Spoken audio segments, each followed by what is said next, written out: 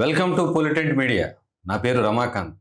YSR Congress party రాష్ట్ర ప్రధాన కార్యదర్శి జూపూడి ప్రభాకర్ రావు గారు ఈరోజు మన ప్రత్యేక అతిథి. నమస్కారం సార్. నమస్తే సార్. బాగున్నారా? బాగున్నాం సార్. మీరు ఎలా ఉన్నారు? Fine sir. ఈ ప్రత్యక్ష రాజకీయాల నుంచి దూరం జరిగారేంటి? అంటే అపోజిషన్లో ఉన్నాం కదా సార్. ప్రత్యక్ష రాజకీయాల్లో ఉన్నట్లే కదా. సో దూరం జరగటం అంటూ అసలు ఒకసారి రాజకీయాల్లోకి వచ్చిన తర్వాత అది దూరమా దగ్గర అనేది జరగని పని కదా. రాజకీయాల్లో పర్మనెంట్గా ప్రత్యక్షంగా ఉండటం. అదే సార్, ఇప్పుడు ఆ ప్రశ్న ఎందుకు అడిగారంటే సార్, మస్క్ నిన్న ఒక ఇంటర్వ్యూ చేశారు. యా అఖిల్ కామత్తో మస్క్ని ఇంటర్వ్యూ చేశారు. అందులో మస్క్ ఏం చెప్పాడంటే politics is a blood game అని చెప్పి అన్నాడు. యా నిజంగా మీరేమో కేంద్ర ప్రభుత్వ ఉద్యోగం చేస్తూ తర్వాత ఉద్యమంలోకి వచ్చి ఆ తర్వాత రాజకీయాల్లోకి వచ్చారు కదా. బ్లడ్ గేమేనా రాజకీయం? నేను ఇంకొక మాట యాడ్ చేస్తాను. కోల్డ్ బ్లడెడ్ పాలిటిక్స్ చాలా తీవ్రమైన మాట. అంతే కదా. ఇది ఎవరిని పొడుస్తాడు, ఎందుకు పొడుస్తాడు, ఎలా పొడుస్తాడు, కనపడకుండా పొడవటమే. లోపల కత్తులు పెట్టుకొని ఉంటారు. ఇది ఒక పార్టీలో కూడా జరుగుతాయి. అన్ని పార్టీలు, with in the party and out side the party. అంటే మనకి ప్రత్యర్థి ఎవడు, అవతల మామూలుగా ఏమనుకుంటారంటే అవతల పార్టీ వాళ్ళే కదా మన ప్రత్యర్థులు అనుకుంటారు. కానీ అన్ని రాజకీయ పార్టీలు విత్ ఇన్ ద పార్టీ కూడా ప్రత్యర్థుల్ని ప్రతివాడు ఫేస్ చేస్తూనే ఉంటాడు. అందుకే కోల్డ్ బ్లడెడ్ పాలిటిక్స్ అని అంటుంది. Take any bourgeois politics, even socialist politics also, communist politics also. For that extent మనం ఎక్కడికైనా దాన్ని, ఈ సూత్రాన్ని అన్వయించుకోవచ్చు. రిగ్రెట్ అయ్యారా మరి రాజకీయాల్లోకి రావటానికి? రిగ్రెట్ అనేది లేదు. ఎందుకంటే రాజకీయాలు నాకు హై స్కూల్ నుంచి, నేను పీడిఎస్సిలో ఉన్నప్పుడు, పీడిఎస్సి విద్యార్థిగా పెరిగాను నేను. కందుకూరు ప్రకాశం జిల్లా హై స్కూల్లో ఉన్నప్పుడే 8th క్లాస్ నుంచి మాకు పీడిఎస్సి ఆర్గనైజేషన్ తోటి సంబంధాలు ఉండేవి. Progressive democratic students organisation. అక్కడి నుంచి నేను ఇంటర్మీడియట్గా జవహర్ భారతి కావలి, అది ఒక విప్లవ రాజకీయాలకి ఒక అనువైనటువంటి ఒక ప్రాంతం. అక్కడ ప్రపంచ రాజకీయాలని, దేశ రాజకీయాలని, ప్రాంతీయ రాజకీయాలని, వివిధ రాజకీయ పార్టీలని నిశ్చితంగా పరిశీలించే ఒక కర్మాగారం అనొచ్చు అది జవహర్ భారతి. నేను అక్కడ పీడిఎస్సికి ప్యానల్లో నేను వైస్ ప్రెసిడెంట్ దాకా ఎలక్షన్లో నిలబడి గెలిచినండి. తర్వాత ఉస్మానియాకి వెళ్ళాం ఇంజనీరింగ్ పర్పస్. 84-88 నా ఇంజనీరింగ్ బ్యాచ్. ఉస్మానియా పాలిటిక్స్లో ఉన్నాం, దళిత రాజకీయాల్లో ఉన్నాం, తర్వాత సోషలిస్ట్ పాలిటిక్స్లో ఉన్నాం. కాబట్టి రాజకీయాలు నాకు కొత్త కాదు. నేను ఫీల్ అవటానికి, ఓరే పొరపాటు పడ్డాను అనుకోవటానికి. ఉద్యోగంలో దాదాపు 17 సంవత్సరాలు ఉద్యోగం, ministry of defence, Mishra Dhatu Nigam limited. దానిలో గ్రాడ్యుయేట్ అప్రెంటిస్షిప్ ట్రైనీ దగ్గర నుంచి ఇంజనీరింగ్ అయిపోయిన వెంటనే జాయిన్ అయ్యి వివిధ హోదాల్లో పనిచేసి, అదే వివిధ దశల్లో, జీవితంలో వివిధ దశల్లో మీరు రాజకీయాన్ని మీరు ప్రత్యక్షంగా చూసుకుంటూ వచ్చారు. ప్రత్యక్షంగా. తర్వాత గొప్ప గొప్ప వాళ్ళ కాన్షీరామ్ లాంటి వాళ్ళ బహిరంగ సభలు కానీ, లేకపోతే దళిత నాయకులు కానీ, లేకపోతే విప్లవ నాయకులు కానీ, వాళ్ళ ప్రసంగాలు కానీ, కాశీపతి లాంటి వాళ్ళు, హెచ్ఆర్కే లాంటి వాళ్ళు, పుల్లయ్య లాంటి వాళ్ళు, అదేవిధంగా బివి రాఘవన్ లాంటి వాళ్ళు. ఆ క్రమంలో రాజశేఖర రెడ్డి గారి ఉపన్యాసాలు, చంద్రబాబు నాయుడు గారి ఉపన్యాసాలు, ఇవన్నీ విన్నాం. వెంకయ్య నాయుడు గారి ఉపన్యాసాలు. ఒక విధంగా చెప్పాలంటే ప్రకాష్ కారత్ అండ్ సీతారాం యేచూరి గారు, వీళ్ళని ఎక్కువగా క్లోజ్గా ఫాలో అయ్యాం. అంటే ఈ రాజకీయాలు అని కాకుండా అది అటు మనం అధికార పార్టీలో ఉండే రాజకీయ నేతలు వాళ్ళు ఏం మాట్లాడతారు, ప్రత్యక్షంగా ప్రతిపక్షాల్లో ఉండే రాజకీయ పార్టీలు, వామపక్షాల్లో ఉండేవాళ్ళు, ప్రోగ్రెసివ్గా ఉండేవాళ్ళు, విప్లవవాదులుగా ఉండేవాళ్ళు ఎలా దీన్ని సమాజాన్ని విశదీకరిస్తారన్న దానిలో చాలా కీన్గా అబ్జర్వ్ చేశారు. రాజకీయం అనేది ఏమో ప్రజాసేవ చేయడానికి వస్తున్నాం అంటారు, మరోపక్క బ్లడ్ గేమ్ అంటున్నారు. ఎందుకు బ్లడ్ గేము అంత తీవ్రమైన రాజకీయంలోకి ప్రజాసేవ చేయాలి అని, ఆ సేవ చేయాలనే తలంపు ఎందుకు వస్తుంది? ఖచ్చితంగా ఇది బ్లడ్ గేమ్ అయితే సేవ చేయడానికి త్యాగాలు చేయాల్సిన పని ఉంది. అంటే సేవ కూడా త్యాగమే కదా. సేవ కూడా త్యాగమే. అయితే ఆ త్యాగం వివిధ రూపాల్లో కనపడుతూ ఉంటుంది. ఇది ఎప్పుడు కూడా వైట్ షర్ట్ లాగా వైట్గా కనపడదు. కుట్రలు, కుతంత్రాలు అన్ని రాజకీయ పార్టీల్లో నాయకులు కూడా ఎదుర్కోవాల్సిందే, రాజకీయ పార్టీలు కూడా ఎదుర్కోవాల్సిందే. హ్మ్. సో, ఆ కుట్రనే మనం కోల్డ్ బ్లడెడ్ అంటాం. అంతేగాని కత్తి తీసి తుపాకు పెట్టి పొడుస్తాడని కాదు. హ్మ్. ఒక పంథాలో ఎళ్ళేటప్పుడు, ఒక ఆలోచన విధానంలో ఎళ్ళేటప్పుడు, ఒక హ్మ్. రాజకీయ పార్టీ కొన్నిసార్లు మెళకువలు గూడా ప్రదర్శించాల్సిన అవసరం ఉంటుంది. హ్మ్. ఎత్తుగడలంటాం వాటిని. హ్మ్. ఆ రాజకీయ పార్టీ ఎత్తుగడలేసుకోకపోతే, డైనమిక్స్‌ని మార్చకపోతే, హ్మ్. పోలరైజేషన్ చేసుకోకపోతే, of course we are into the caste politics now in Indian society. Hmm. Doctor Babasaheb Ambedkar చెప్పినట్టుగా నిచ్చెన మెట్ల కుల వ్యవస్థలో రాజకీయాలు నడుస్తూ ఉన్నాయి. హ్మ్. కులం పోవాలని భారత రాజ్యాంగ నిర్మాత doctor Babasaheb Ambedkar annihilation of the caste. హ్మ్. ఈ దేశంలో ఈ కుల అహంకారం కానీ, లేదా కుల ప్రభావం కానీ మిగతా కులాల మీద అగ్రవర్ణాలంటామా, అగ్ర కులాలంటామా, ఉగ్ర కులాలంటామా, లేకపోతే కమ్యూనిస్టులంటామా, నక్సలైట్లంటామా, ప్రతి అంశంలో కులం కనబడుతున్న నేపథ్యంలో అంబేద్కర్ గారు కొన్ని సంవత్సరాల క్రితమే కుల నిర్మూలన కోసం, కులం హ్మ్. పోవాలని ఒక థీసిస్ కూడా చెప్పాడాయన. This is called annihilation of the caste. So, ఈ కుల రాజకీయాల్లో ఈ హ్మ్. దేశం నడుస్తున్నంత కాలం అనేకమైనటువంటి స్వభావాలు కలిగినటువంటి మనుషులు లీడర్‌షిప్‌లోకి వచ్చినంత మాత్రం హ్మ్. వాళ్ళ మధ్య ఉండే విభేదాలు సైకాలజిస్ట్ చెప్పినట్టుగా ఈచ్ ఇండివిడ్యువల్ ఈజ్ డిఫరెంట్. హ్మ్. ఇద్దరు మనుషులు కలిస్తే 2 భావాలు కలిసినాయని అనుకుంటాం మనం. Each individual is different. For example ఇప్పుడు మీకు నేను ఒక అంశాన్ని లేటెస్ట్ పాలిటిక్స్‌ని నేను జోడించి కరెంట్ అఫైర్స్ నేను దీనికి ముడిపెట్టి చెప్తాను. హ్మ్. హిడ్మా అనే ఒక నక్సలైట్ పార్టీ నాయకుడిని చంపేయబడ్డాడు. హ్మ్. లేపోతే ఎన్‌కౌంటర్‌లో చనిపోయాడని చెప్తున్నారు. కొంతమందేమో లేదు పట్టుకొని చంపేశారంటున్నారు. హ్మ్. కొంతమంది ఏం చెప్తున్నారు విశ్లేషకులు, అతను చనిపోవటానికి కారణం వితిన్ ద పార్టీ వాళ్ళని చెప్తున్నారు. హ్మ్. కొంతమంది కాదు అని అంటున్నారు. ఒకవేళ వితిన్ ద పార్టీ అనే ఆర్గ్యుమెంట్ వస్తుందంటే can't you call it cold blooded politics? హ్మ్.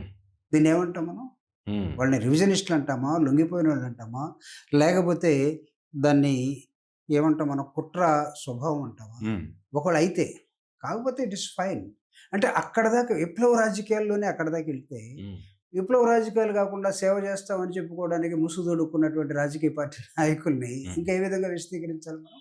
అంతే సార్. ఒకటి రాజకీయాల్లోకంటూ వచ్చిన తర్వాత ఖచ్చితంగా ఎటువంటి ఒంగోలులో ఎటువంటి ఎదుర్కొన్నది. సిట్యుయేషన్ అయినా ఫేస్ చేయాల్సిందే. No okay. డౌట్. మీరు రాజశేఖర్ రెడ్డి గారితో అంటే మాల మహానాడు ఉద్యమం తర్వాత రాజశేఖర్ రెడ్డి గారితో అనుబంధం ఎలా ఏర్పడింది? అంటే నేను మీకు చెప్పినట్టుగా నేను టోటల్‌గా పీడీఎస్సీ నుంచి వచ్చినటువంటి ఒక ప్రోగ్రెసివ్ థాట్‌తో ఉన్నటువంటి హ్మ్. నాకు కులాలతోటి గాని, ఈ వర్గ స్వభావమే తప్ప కుల స్వభావం ఉండేటువంటి వ్యక్తి. హ్మ్. వర్గ స్వభావంలో గూడా నేనేం కోరుకున్నానంటే ఐక్యత. I believe always in I mean team work. హ్మ్. నేను మిశ్రదత్త నిగమం లిమిటెడ్‌లో పనిచేసిన మిశ్రదత్త నిగమంలో ఆఫీస్ మా ఆర్గనైజేషన్‌లో హ్మ్. 274 మంది ఇంజినీర్స్ ఉంటాం. It's a public sector. హ్మ్. సో, 270 ఇంజినీర్స్‌ని ఒక టీమ్‌గా, ఒక గ్రూప్‌గా ఏదన్నా ఇన్వెంట్ చేయాలన్నా, దేన్నైనా రిఫార్మ్ చేయాలన్నా, లేతే రివైవ్ చేయాలన్నా 10 బుర్రలు కలిస్తేనే ఒక మెకానిజం బయటకొస్తుంది. హ్మ్. ఒక సొల్యూషన్ వస్తుంది. సో, ఆల్‌వేస్ నా మైండ్ ఎలా ఉంటుందంటే, I believe always in team work. Team వర్క్‌ని కాకుండా ఇంకా ఇండివిడ్యుయల్‌గా పని చేసుకోవటం, లేతే ఇండిఫరెంట్‌గా ఉండటం, వీటిల్లో నాకు పెద్దంత నమ్మకం లేదు. హ్మ్. కాబట్టి ప్రోగ్రెసివ్‌గా పెరిగినటువంటి అనుభవం, డిఫెన్స్‌లో పనిచేసినటువంటి ఒక అనుభవం నాకు ఏం నేర్పించాయంటే, కుల రాజకీయాలు అనే దానికన్నా భారత రాజ్యాంగం ప్రకారం నడుచుకోవటం అనేది ప్రధాన అంశంగా భావిస్తాను. హ్మ్. ఆ క్రమంలో రాజశేఖర రెడ్డి గారు పరిచయం అయ్యాడు. హ్మ్. 2004 ఎన్నికల నుంచి. హ్మ్. ఆయన ఉపన్యాసం విన్న తర్వాత ఆయన కఠోరమైనటువంటి ఆహ్, క్యారెక్టర్, నిక్కచ్చిగా మాట్లాడే విధానాన్ని, మనిషిని ప్రేమించే ఆలోచనని, హ్మ్. మనిషికి దగ్గర తీసుకునే విధానాన్ని, రాజశేఖర రెడ్డి దగ్గర చూసినంతగా నేను మిగతా చాలామంది నేను విప్లవ పార్టీల దగ్గర నుంచి మీకు పేర్లు చెప్పను గానీ, చాలామంది నాయకులు చూశాను. హ్మ్.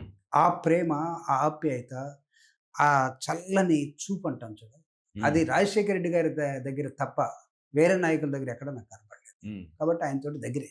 మీ కళ్ళల్లో కృతజ్ఞత కనపడుతుంది. ఎమ్మెల్సీ ఇచ్చారనేనా అనుకోవచ్చా మరి? అంటే ఎమ్మెల్సీ ఒకటే కాదు. హ్మ్. ఎమ్మెల్సీతో పాటు ఎమ్మెల్సీ కన్నా ముందు ఆయన ఆలోచన విధానం. హ్మ్. ఆయన స్వయాన ఏ మిషనరీ మనస్తత్వం కలిగినటువంటి ఒక వ్యక్తి. Hmm. What is meant by machinery?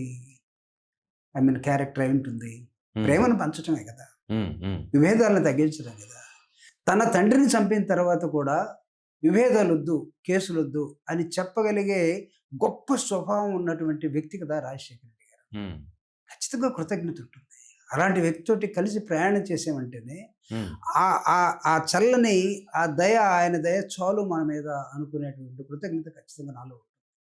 ఉమ్, నన్నొక్కడే కాదు, ఆయన ప్రేమించిన ప్రతి వాడిని అలానే తీసుకున్నాడు. ఉమ్, అది మీకు తెలియదు ఏం కాదు, ఎర్ సీరియస్ జర్నలిస్ట్. ఉమ్, మీరు అనలైజ్ చేసినంతగా మేము కూడా చేసి ఉండకపోవచ్చు, ఎందుకంటే మేము ఒక మోస్ట్లో వెళ్ళిపోతాం.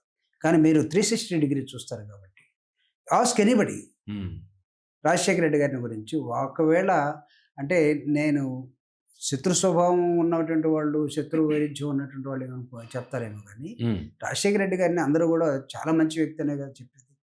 అదే ఆ గ్రాటిట్యూడ్తో మీరు జగన్మోహన్ రెడ్డితో జర్నీ చేయడానికి స్టార్ట్ అయ్యారు. ఎస్, నేను ఎమ్మెల్సీగా ఉండి రాజశేఖర రెడ్డి గారు ఎమ్మెల్సీగా ఇచ్చిన తర్వాత, ఉమ్, మీరు అన్నదానికి నేను ఎక్స్టెన్షన్ చెప్తున్నాను. ఉమ్, ఎమ్మెల్సీ అయిన తర్వాత 2 సంవత్సరాలకి రాజశేఖర రెడ్డి గారు లేరు, ఉమ్. ఉద్యోగం రాజీనామా చేస్తున్నారు. ఏదో 7లో ఇచ్చారు, 9లో ఆయన పోయారు. ఉమ్, ఉద్యోగానికి రాజీనామా చేశాను. ఉమ్, చిన్న పిల్లలు, నా ఉమ్, పిల్లలు, ఉమ్, రాజకీయాల్లోకి వచ్చాను. ఎమ్మెల్సీ ఉంది కానీ నాయకుడు లేడు. ఉమ్, తర్వాత ఏమవుతుందో తెలియదు. కాంగ్రెస్ పాలిటిక్స్ మీకు తెలియదు ఏముంటుంది. ఉమ్, నాకు ఆల్రెడీ రాజశేఖర రెడ్డి గారి మనిషినే ఒక ముద్ర పడిపోయింది. Um, I felt very happy for that ముద్ర. ఉమ్, ఉమ్, గర్వంగా ఫీల్ అవుతాను. రాజశేఖర రెడ్డి గారు ముఖ్యమంత్రిగా ఉన్నప్పుడు నేను సెక్రటరియట్కి వెళ్తూ ఉంటే, సెక్రటరియట్ లోపలికి నాతో పాటు దాదాపు 100 మంది 200 మంది లోపలికి వచ్చేవాళ్ళు. రాజశేఖర రెడ్డి గారు చెప్పేవాళ్ళు, జూపుడు గారు వచ్చేటప్పుడు ఆయనకి గేట్ దగ్గర ఎవరు ఆపొద్దు, అవసరమైతే డీసీఎం పట్టేంతమంది జనం ఆయన వెనకాల ఉంటారు, ఆయన ఫ్రీగా పంపించండి అనేవాడు. ఉమ్, అంత ఇదిగా ప్రజాసేవలోకి వచ్చేసాం. బికాస్ పెద్ద రాజశేఖర రెడ్డి గారు ముఖ్యమంత్రిగా ఉన్నారు కాబట్టి ఉమ్, ఆయన తోటి ఉండటమే గర్వంగా ఫీల్ అయ్యే వ్యక్తులుగా. ఉమ్, రాజశేఖర రెడ్డి గారు మరణించిన తర్వాత literally I was in to the cross roads. Um, ఏంటి భవిష్యత్తు ఏంటి? జగన్మోహన్ రెడ్డి గారు తర్వాత ఆయన బయటికి రావటం, ఉమ్, ఆయనతో పరిచయం ఏర్పడటం, ఆయన ఎంపీగా ఉండి ఆయన ఇచ్చిన మాట కోసం ఆయన కాంగ్రెస్ పార్టీని వదిలి బయటకు వచ్చే క్రమంలో ఆయనతో నడిచాను నేను. ఉమ్, రోసీ గారు అడిగారు, నువ్వేంటి, నేను ముఖ్యమంత్రిగా ఉన్నాను కదా, నువ్వు ఎలా పోతావు అని అడిగాడు. చెప్పాను, సార్ నేను మీ మనిషిని కాదు సార్ అన్నాను. ఎవరు మనిషి అన్నాడు. రాజశేఖర రెడ్డి గారి మనిషి. నేను కూడా రాజశేఖర రెడ్డి మనిషి ప్రభాకర్ రావు అన్నాడు ఆయన. ఉమ్, కానీ ఏమో సార్ ఇవన్నీ నాకు తెలియదు. ఎమ్మెల్సీగా జగన్మోహన్ రెడ్డి గారితో నా గన్మ్యాన్ను కూడా తీసుకొని ఆయనతోటి ఉద్యమంలోకి వెళ్ళినటువంటి వ్యక్తి. ఉమ్, ఆ కృతజ్ఞత, ఆ ఇచ్చిన ఎమ్మెల్సీ మొత్తం కూడా ఆ కుటుంబానికే సమర్పించాలనే ఒక దృక్పథంతో వెళ్ళాను. ఉమ్. అక్కడి నుంచి నా ప్రయాణం స్టార్ట్ అయింది. ఏం జరిగింది నిజంగా ఆ రోజు జగన్మోహన్ రెడ్డి సీఎం సీటు కోసం చాలాసార్లు చాలా సందర్భాల్లో ఈ చర్చ చాలా చోట్ల జరిగింది. సరే, నిజంగా సంతకాల సేకరణ చేశారా జగన్మోహన్ రెడ్డి సీఎం అవ్వాలని? నాకైతే నేను ఆ లోతులోకి వెళ్ళలేదండి. అంటున్నారు కానీ కొంతమంది అవునంటారు, కొంతమంది కాదంటారు. ఉమ్, నాకు తెలిసి ఇదంతా కూడా జగన్మోహన్ రెడ్డి గారికి తెలియకుండా కాంగ్రెస్ పార్టీలో ఒకళ్ళు చేసి ఉంటే కొంతమంది చేసి ఉంటారు. ఉమ్, ఎందుకంటే జగన్మోహన్ రెడ్డి గారు ఆ టైంలో ఏది పట్టించుకోకుండా దుఃఖంతో ఉన్నటువంటి ఒక మనిషి. ఉమ్, ఆయన అనుకోకుండా నాన్న కోసం చనిపోయిన ప్రతి కుటుంబం దగ్గరికి నేను వస్తాను ఉమ్. అని చెప్పడం జరిగింది. అది ఎందుకు బయటకు వచ్చింది మరి? అది అది ఎందుకు అంత ప్రచారం చేశారు? అది కాంగ్రెస్ పార్టీలో అంతర్గతంగా ఉన్న శత్రువులే ప్రచారం చేశారు అంతే అనుకోవాలా? కదా, ఇందాక మనం అనుకున్నట్టుగా ఉమ్, ప్రతి పార్టీలో 2 వైరుధ్యాలు ఉన్నటువంటి నాయకులు ఉంటారు. అందులో మ్మ్. కాంగ్రెస్ పార్టీలో ఇంకా ఎక్కువ కదా గ్రూపులు. ఉమ్, ఇప్పుడు మనకి జెన్జీ అనేది ఒకటి వచ్చింది. ఉమ్, జెన్జీ అంటే ఏంటంటే ఆ వయస్సు, మనం 20 నుంచి 30 సంవత్సరాల మధ్య వయస్సు వాళ్ళు కుర్రవాళ్ళు అనుకుంటాం కానీ వాళ్ళందరూ ఒకటి కాదు. ఒక వీధిలో ఉన్న కుర్రవాళ్ళు ఒకటి, ఇంకో వీధిలో ఉన్న కుర్రవాళ్ళు ఒకటి, ఇంకొక చోట ఉన్నటువంటి ఇట్లా there are n number of groups. Um, జంజీలో కూడా, కాంగ్రెస్ పార్టీలో కూడా అలాంటి స్వభావమే కదా. ఉమ్, చాలా గ్రూపులు ఉంటాయి. వాళ్ళల్లో ఏమన్నా కొంతమంది ఇలా చేసి ఉండొచ్చు, చేసి ఉంటే ఇంకొకటి పైన చెప్పి ఉండొచ్చు, లేకపోతే చేయకపోయినా చెప్పి ఉండొచ్చు. అది జగన్మోహన్ రెడ్డి గారికి మాత్రం దాంతో ప్రమేయం ఉండే అవకాశం లేదు ఆ టైంలో. మీరు 14 వరకు జగన్మోహన్ రెడ్డితో జర్నీ చేశారు. ఓదార్పు యాత్రలో ఆయనతో పాటు పార్టిసిపేట్ 15 చేశారు. కొండపి నియోజకవర్గం ప్రకాశం జిల్లా కొండపి నుంచి Yeah. మీరు పోటీ చేశారు. చాలా స్వల్ప మెజారిటీతో మీరు ఓడిపోయారు. అవును, 97,874 ఓట్లు వచ్చాయి నాకు. అవును. నా ప్రత్యర్థికి నాకు ఉన్న తేడా ఏంటంటే జస్ట్ 2,700 ఓట్లు తేడా. అదే అదే. సో నేను ఓడిపోలేదు, ఓడించబడ్డాను. ఉమ్, ఏదైనా కానీ మీరు వైఎస్ఆర్ కాంగ్రెస్ పార్టీ పవర్లో రాలేదని మీరు ఆ పార్టీని వదిలేసి మళ్ళీ ఎందుకు తెలుగుదేశంలోకి వెళ్ళారు? జగనన్న మళ్ళా రమ్మనటం, ఉమ్, ఆయన మనస్తత్వం నాకు తెలుసు కాబట్టి, నా మనస్తత్వం ఆయనకు తెలుసు కాబట్టి 2019లో గెలిచిన వెంటనే ఉమ్, 16లో బయటికి వెళ్ళిన నన్ను 3 సంవత్సరాల్లో మళ్ళీ వెనక్కి రమ్మని ఆయన ఆదేశం నాకు ఇవ్వడం జరిగింది. ఉమ్, ఆయన ఆదేశం మేరకు నేను వచ్చేసాను. ఉమ్, ఆయన గెలిచిన తర్వాత జెరూసలేం వెళ్ళారు. ఉమ్, జెరూసలేంలో ఫ్యామిలీ మీటింగ్‌లో ఏం డిస్కస్ చేసుకున్నారో, మొట్టమొదటి నుంచి మన కోసం ప్రాణం పెట్టి పోరాడిన వ్యక్తుల్లో జూపూడన్న కూడా ఉన్నాడు. ఉమ్. జూపూడన్న బయట ఉండటానికి వీల్లేదు, రమ్మని ఆయన సందేశం పంపించారు.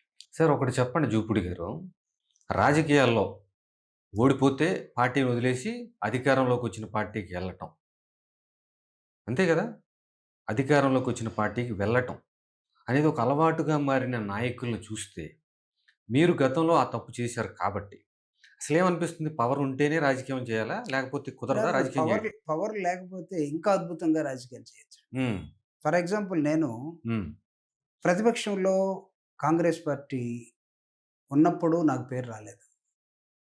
కాంగ్రెస్ పార్టీని కాదనుకొని జగనన్న తర్వాత వెళ్ళిన తర్వాత, ఉమ్, జగన్ గారు in the Congress party as MP, um, నేను ఎమ్మెల్సీ కాంగ్రెస్ పార్టీ. ఉమ్, కానీ ఆయన తిరుగుబాటు, ఆ తిరుగుబాటులో నా ప్రయాణం. ఉమ్, జగన్మోహన్ రెడ్డి గారితో తిరిగాను కాబట్టి ఓదార్పు యాత్రలు 904 బహిరంగ సభలు ఉమ్, మేము కలిసి చేశాం కాబట్టి, ఆ సమయంలో తండ్రి లేని బిడ్డకు తోడుగా ఒక దళిత నాయకుడు జగన్మోహన్ రెడ్డి రాజశేఖర రెడ్డి గారి ద్వారా ఎమ్మెల్సీ అయ్యి, ఆ ఎమ్మెల్సీ పదవిని రాజశేఖర రెడ్డి గారి కుటుంబానికే మళ్ళీ ఖర్చు పెడుతున్నటువంటి జూపూడి గారు ఉమ్, అని ప్రజలు భావించిన తర్వాత నా ప్రయాణంలో వచ్చినటువంటి నాకు మంచి పేరు. ఉమ్, నా ఉపన్యాసాలు కానీ, మోస్ట్ ఆఫ్ మీరు కూడా నా ఉపన్యాసాలు, ఉమ్, నేను కాస్త ఉపన్యాసకుడిని. ఉమ్, నేను సమాజాన్ని విశ్లేషించే క్రమంలో కానీ, ఒక రాజకీయ పార్టీలో జరిగినట్టు జగన్మోహన్ రెడ్డి గారికి జరిగినటువంటి అన్యాయాన్ని ఆ కాంగ్రెస్ పార్టీ ఉమ్, ఆ రోజు నేను ఎత్తి చూపిన విధానం కానీ, ఉమ్, ఒక సెంటిమెంటల్ రూపంలో రాజశేఖర రెడ్డి గారి మరణానంతరం విజయమ్మ గారు, షర్మిల గారు బయటకు వస్తే జగన్మోహన్ రెడ్డి గారు అనివార్యంగా జైల్లో ఉండాల్సి వస్తే, ఉమ్, వైఎస్ఆర్ కాంగ్రెస్ పార్టీ ఆవిర్భావం కాకముందు నుంచి ఉన్న వ్యక్తిగా ఆ పార్టీకి నా పని విధానం ఎలా తోడ్పడిందో, ఆ సమయంలో నాకు వచ్చినటువంటి మంచి పేరు, నాకు వచ్చినటువంటి కాస్తైనా ఈడు పర్వాలేదు, ఈడు మంచి నాయకుడు అన్న పేరు నాకు అద్భుతం వచ్చింది. అప్పుడు కూడా నేను ప్రజాసేవలోనే ఉన్నాను. అంటే మీరు అంటే అధికార పార్టీలో ఉంటేనే సేవ చేస్తాం, ప్రతిపక్షంలో ఉంటే చేయటం అని కాదు. ఉమ్, ప్రతిపక్ష పార్టీ అంటే ప్రతిపక్షంగా వ్యవహరించినప్పుడు కూడా ప్రజలకు పనులు చేసినట్లో నేను ఒకటి. మీరు చెప్తున్న దాన్నే నేను అడుగుతున్నాను. మీరు 2009 నుంచి మీ జర్నీ ఏదైతే సాగిందో, ఆ జర్నీ అలాగే కన్సిస్టెంట్‌గా కొనసాగితే, మీకు ప్రత్యక్ష రాజకీయాల్లో 2019లో అవకాశం వచ్చేది. 2024లోనూ అవకాశం వచ్చేది. కాదంటారా మరి? చూడాలి అంటే ఆ రోజు తీసుకున్నటువంటి డెసిషన్‌కి స్టిక్ అనే ఉన్నాం కదా. హ్మ్. జగన్మోహన్ రెడ్డి గారితోటి నేను అడగలేదు కొండేపి నాకు కావాలని. హ్మ్. ఆయన జైల్లోనే ఉన్నాడు.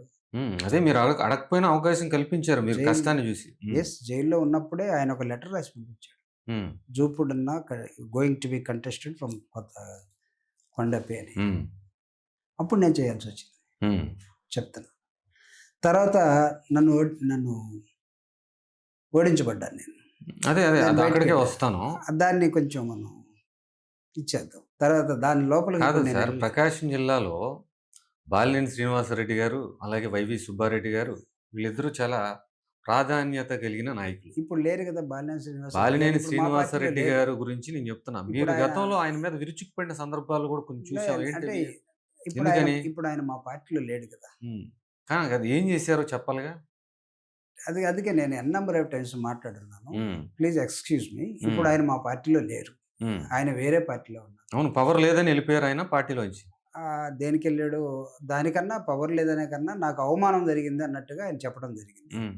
ఇప్పుడు ఆయన మా పార్టీలో లేడు. హ్మ్. పార్టీ నుంచి బయటికెళ్ళి కూడా పిఠాపురం నుంచి జగన్మోహన్ రెడ్డి గారి మీద చాలా దారుణంగా మాట్లాడిన వ్యక్తి. హ్మ్. దాన్ని కూడా మా పార్టీ కార్యకర్తలు గాని, ప్రకాశం జిల్లాలో ప్రత్యక్షంగా నాయకులు గాని ఎవరు కూడా డైజెస్ట్ చేసుకోలేదు. Hmm. So since he is not there now, hmm. I think it is better to not talk about him. Hmm. అంటే మీరు పార్టీ శ్రేయస్సు దృష్ట్యా మీరు మాట్లాడాల్సిన సందర్భం ఖచ్చితంగా వచ్చినప్పుడు మాట్లాడాలి కదా! No doubt. హ్మ్. నేను మాట్లాడినట్టుగా కూడా ఎవరు మాట్లాడుండరు. హ్మ్. ఆయన బయటికెళ్ళిన తర్వాత నేను మాట్లాడాను. హ్మ్. జగన్మోహన్ రెడ్డి గారి కుటుంబం తనకిచ్చినటువంటి గౌరవం ఏంటి? హ్మ్. ప్రాధాన్యత ఏంటి? హ్మ్. ఇచ్చినటువంటి అవకాశాలెన్ని?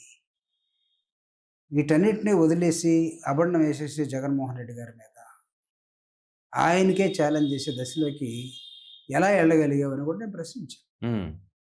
ప్రశ్నించాను. మీరు తర్వాత వైవి సుబ్బారెడ్డి గారితో క్లోజ్ అయ్యారు. అంటే ఆయన నాకు ఫస్ట్ నుంచి క్లోజే. ఓకే. మామూలుగా ఇద్దరూ క్లోజే నాకు. మీరు అంటే 2019లో పార్టీకి మళ్ళీ తిరిగొచ్చిన తర్వాత సరే. Social justice justice. అడ్వైజర్‌గా మీకు పోస్ట్ వచ్చింది. అది విజయసాయి రెడ్డి గారి ప్రోత్సాహంతోనే వచ్చింది. అంటే మీరు ఆయన ప్రోద్బలంతోనే వచ్చింది మీకు అది అది అంటారా? నిజమేనా? అంటే ఖచ్చితంగా. హ్మ్. అంటే జగన్మోహన్ రెడ్డి గారు విజయసాయి రెడ్డి గారికే చెప్పాడు. జూపూడి అన్న పార్టీలోకి మళ్ళా వస్తున్నాడు. ఆయన్ని జాగ్రత్తగా చూసుకోమని ఆయనకే చెప్పాడు. హ్మ్. ఆయనకి విజయసాయి రెడ్డి గారికి నేను వైఎస్ఆర్ కాంగ్రెస్ పార్టీలో నా కాంట్రిబ్యూషన్ ఏంటో from the beginning he knows pretty well. హ్మ్. ఆయన జగనన్న అడుగులో అడుగేసి నడిచినటువంటి మనిషి. హ్మ్. కాబట్టి ఆయన చెప్పాడు. ఆయన నాకు ఎస్సీసీఎల్ అధ్యక్షుడిగా ఇవ్వటం కానీ, సోషల్ జస్టిస్ అడ్వైజర్‌గా ఇవ్వటం గానీ, ఆయన జగనన్న మాట్లాడుకొని మిగతా వాళ్ళకి ఎవరికన్నా ఇష్టం ఉన్నా లేకపోయినా వాళ్ళిద్దరూ మాట్లాడుకొని చేసినటువంటిది. ఈరోజు కూడా జగనన్న మనసులో నేను చిరస్థాయిగా ఆయన మనసులో నాకు హృదయం ఉంది. ఆయన హృదయంలో నాకు స్థానం ఉంది. ఇప్పుడు విజయసాయి రెడ్డి గారు లేరుగా మరి? అంటే ఆయన డిఫర్ అయ్యి బయటికెళ్లారు కదా! అదే సార్. ఇప్పుడు మీరు కొంచెం క్లియర్‌గా చెప్పాల్సిన విషయం ఇది. సరే. మీరు బాగా దగ్గర నుంచి చూసారు. పార్టీలో ఏం జరుగుతుందని బాగా దగ్గర నుంచి చూస్తూ ఉంటారు. యెస్. విజయసాయి రెడ్డి అనే వ్యక్తి వైఎస్ఆర్ కాంగ్రెస్ పార్టీలో నంబర్ 2 స్థానం కాదనే మాట లేదు దాంట్లో. అది ఖచ్చితంగా ఎవరినడిగినా చెప్తారు కదా! చెప్తారు గదా! అలాంటి వ్యక్తి పార్టీ నుంచి బయటికెళ్ళిపోవటం అనేది పార్టీకి నైతికంగా అది పెద్ద దెబ్బ గదా! అంటే ఏమవుతుందంటే సార్, నో డౌట్. బట్ హ్మ్. అధినాయకుడితోటి ఎక్కడ విభేదించారో మాకైతే తెలీదు ఈరోజు వరకు. హ్మ్. కానీ ఆయనుంటే బాగుండేది అనేది మీరన్నట్టుగా నైతికంగా చాలా బాగుంటుంది. హ్మ్. విభేదించడం కూడా నైతికంగా ఇబ్బందే. హ్మ్. ఆయన బయటికెళ్ళటం కూడా. కానీ అధినాయకుడి ఆలోచన మేరకే మేము పనిచేయాల్సిన అవసరం. హ్మ్. జగనన్న మనుషులుగా లేపోతే ఆయన ఆలోచన విధానం ప్రకారం నేను ఒక స్లోగన్ కూడా ఖాయం చేశాను. 2019లో అధికారంలోకి వచ్చిన జగన్మోహన్ రెడ్డి గారు 2024 దాకా చేసినటువంటి అనేకమైన కార్యక్రమాల్ని హ్మ్. జగనన్న ఆలోచన విధానం వర్ధిల్లాలి అనే ఒక స్లోగన్ నేను ఖాయం చేశాను. హ్మ్. ఈసారెడ్డి గారు కూడా చాలా స్పష్టంగా పార్టీని వీడి బయటికెళ్ళేటప్పుడు జగన్ గారు బాగుండాలి హ్మ్. అని మాత్రమే చెప్పారు. ఆయన మళ్ళా గెలుస్తారని కూడా చెప్పాడు. హ్మ్. ఆయనకి నేనున్నా లేకపోయినా ఆయన శక్తివంతుడని కూడా చెప్పాడు. హ్మ్. కాబట్టి శక్తివంతుడితోటి మేమున్నాం. ఆయన మళ్ళీ పార్టీలోకి వస్తారని ప్రచారం జరుగుతుంది. వస్తే వెల్కమ్ కదా! హ్మ్. తీసుకుంటారా వస్తే? జగన్మోహన్ రెడ్డి గారి ఆలోచన అది. ఆయన హ్మ్. ఆయన అనుమతే కదా! ఆయన ఆలోచనే కదా! హ్మ్. అంటే వాళ్ళిద్దరికి ఉన్నటువంటి అవినాభావ సంబంధాన్ని నాకు తెలిసి ఎవరు చెరిపేయలేరు. హ్మ్. ఎక్కడ ప్రాబ్లమ్ వచ్చిందో తెలీదు గానీ, ఈరోజు కూడా we are unable to invent it.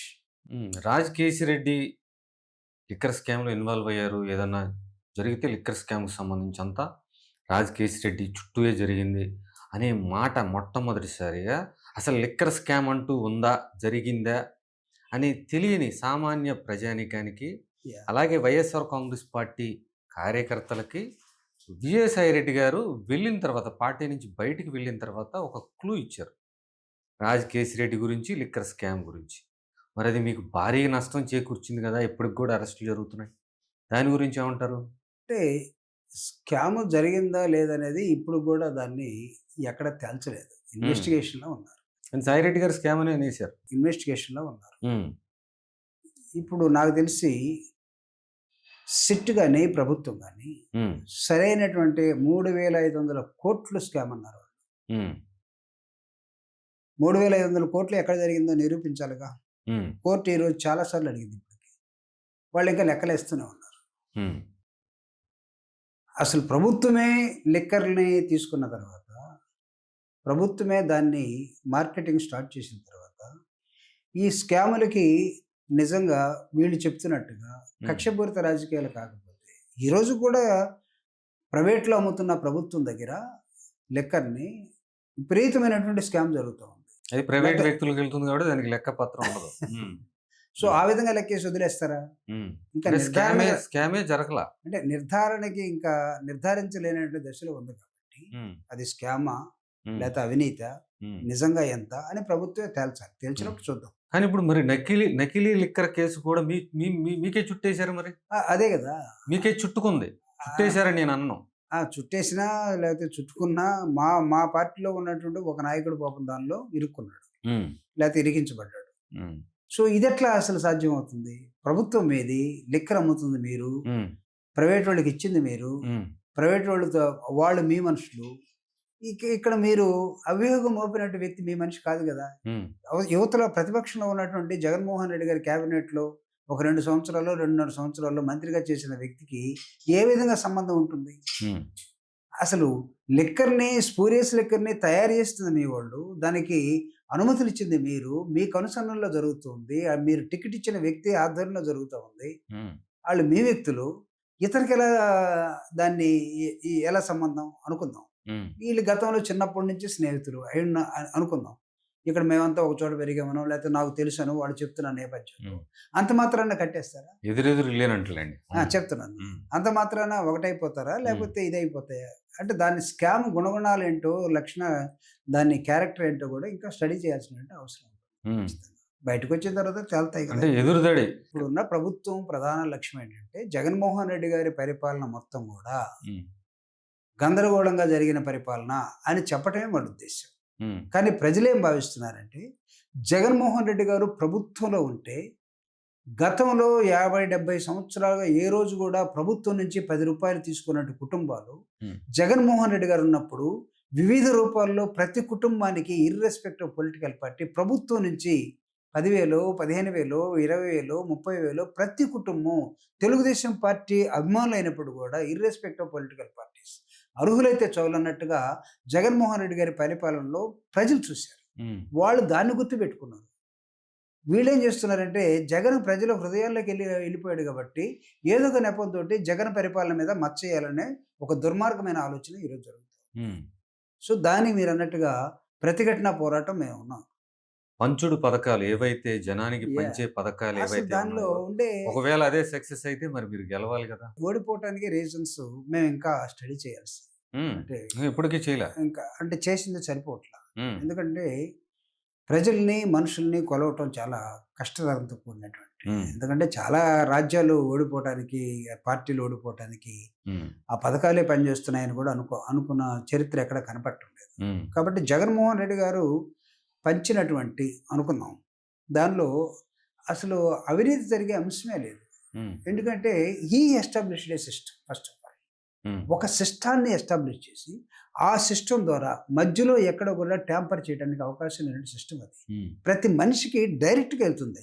ఆయన ముఖ్యమంత్రి స్థానంలో కూర్చొని ఒక బటన్ నొక్కితే, ఆ బటన్ రిఫ్లెక్షన్ గాని, ఆ గంట కొట్టడం గాని, ఆ కుటుంబంలో బెనిఫిషియరీ దగ్గర కనపడుతుంది. ఉమ్, మీడియేటర్స్ లేరక్కడ. అందుకే ఒరిజినల్‌గా వైఎస్ఆర్ కాంగ్రెస్ పార్టీలో ఉన్నటువంటి నాయకులు గాని, కార్యకర్తలు గాని, మా మీద, జగన్ గారి మీద కూడా చేసిన విమర్శలేంటంటే, ఇన్ని లక్షల కోట్లు ప్రజలకు పంచుతున్న క్రమంలో మాకు తెలియకుండానే ప్రజలకెళ్ళిపోతున్నాయి. రేపు వాడు నా దగ్గరికి ఎందుకొస్తాడు? ఉమ్, మా ప్రమేయం ఏముంటుంది? మా ప్రాధాన్యత ఏముంటుంది? అంటే కార్యకర్తలని జగన్మోహన్ రెడ్డి గారు పట్టించుకోవటం మానేశాడు. ఉమ్, నాయకులను పట్టించుకోవటం మానేశాడు. ఆయనకి ప్రజలే ముఖ్యమైపోయారు. ఉమ్, ఆయనకు వాలంటీర్సే ముఖ్యమైపోయారు. ఆయనకి బెనిఫిషియరీసే ముఖ్యమైపోయారు అనే ఒక వితండవాదం కూడా మా మీద చేశారు. ఉమ్, బట్ జగన్మోహన్ రెడ్డి గారు ఆ పంచే కార్యక్రమంలో, ఆ బెనిఫిషియరీకి వెళ్ళే క్రమంలో ఎక్కడ కూడా మీడియేటర్‌కి అవకాశం లేదు. అది వితండవాదం కాదు కానీ అదే నిజమైన వాదం అని అనుకున్నారా మరి తర్వాత రియలైజ్ అయ్యారా? అంటే లేదు. ఉమ్, అంటే అంటే కార్యకర్తను అంటే పట్టించుకోకపోవటం లేదు. దాన్ని ఉమ్, దాన్ని ఇంకొక యాడెడ్ ఒక ఫ్యాక్ట్‌నో లేకపోతే ఒక సిస్టమ్‌నో తయారు చేసి ఉంటే బాగుండేదేమో. ఉమ్, ఎందుకంటే ఆయన జగన్మోహన్ రెడ్డి గారి ఆలోచన విధానం చాలా గొప్పది. అంటే అవినీతి మధ్యలో జరగటానికి లేదు. ఉమ్, మధ్యలో ఎవడు ఇన్‌ఫ్లుయెన్స్ చేయడు. బెనిఫిషియరీ కదా మనకు కావాల్సింది. ఉమ్, పొలిటికల్ పార్టీలో జగన్మోహన్ రెడ్డి గారు చేసినంత పారదర్శకతని ఏ రాజకీయ పార్టీ ఇంతవరకు పాటించలేదు. ఉమ్, ఎందుకంటే 2019లో వెల్లువలాగా 151 సీట్లు వచ్చిన తర్వాత ఆయన ఏమనుకున్నాడంటే, అవసరం ఉన్న ప్రతి మనిషికి మనం ప్రభుత్వం నుంచి సహాయం చేయాలి. ఉమ్, మధ్యలో ఆ పార్టీయా, ఈ పార్టీయా మనకు ఓటేసాడా లేదా అని చూడదలుచుకోలేదు ఆయన. ఉమ్, డిస్ట్రిబ్యూషన్‌లో కూడా ఒక సెపరేట్ యంత్రాంగాన్ని పెట్టుకున్నాడు. That is called volunteers. Volunteers YSR Congress party కార్యకర్తలాగా పనిచేస్తున్నారు అని కూడా అన్నారు.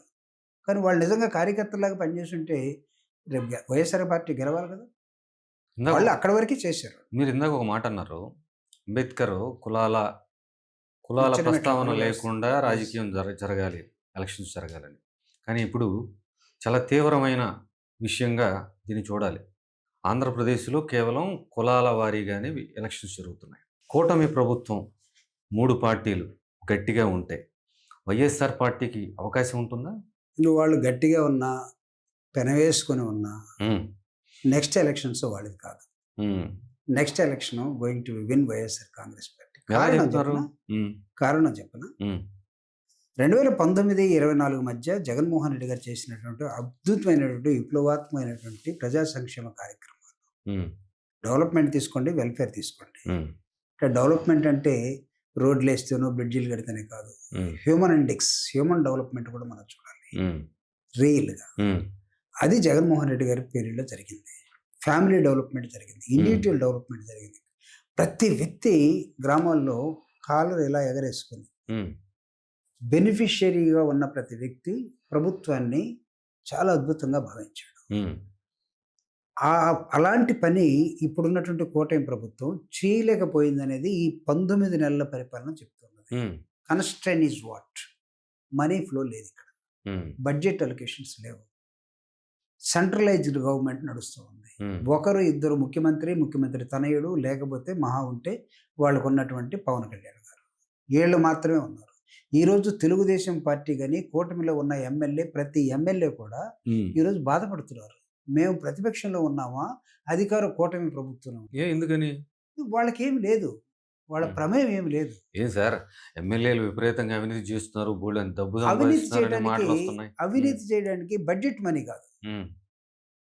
హ్మ్. ఇసుకుంది, మట్టుంది, నేచురల్ రిసోర్సెస్ ఉన్నాయి, హ్మ్. గ్రామాల్లో తగాదులున్నాయి, గ్రూపులు పెట్టొచ్చు, హ్మ్. పోలీస్ స్టేషన్లున్నాయి, ఎంఆర్ఓ ఆఫీస్ ఉంది. హ్మ్. వీటి ద్వారా మాత్రమే వాళ్ళు సంపాదించుకుంటున్నారు. అంటే బాధపడటం ఎందుకు ఇంకా మరప్పుడు? వాళ్ళు ఒక గ్రామానికి వాడికై వాడు సంపాదించుకుంటాడు. హ్మ్. కానీ గ్రామానికి ఏం చేయలేడు. ఒక హ్మ్. రోడ్ ఎయలేడు. ఒక కమ్యూనిటీ హాల్ కట్టలేడు. హ్మ్. లేకపోతే ఒక బడి కట్టలేడు. ఒక గుడికి తను ప్రపోజల్ చేయలేడు. తను ఒక ఫైల్ పట్టుకొని వెళ్తే, నా గ్రామంలో ఇంత డెవలప్‌మెంట్ వర్క్ ఉంది. శాంక్షన్ కావాలని ముఖ్యమంత్రి దగ్గరికెళ్ళి నేను చెప్తున్నా. I'm throwing a challenge. హ్మ్. ఇప్పుడు ఈ 164 మంది ఎమ్మెల్యేల్లో హ్మ్.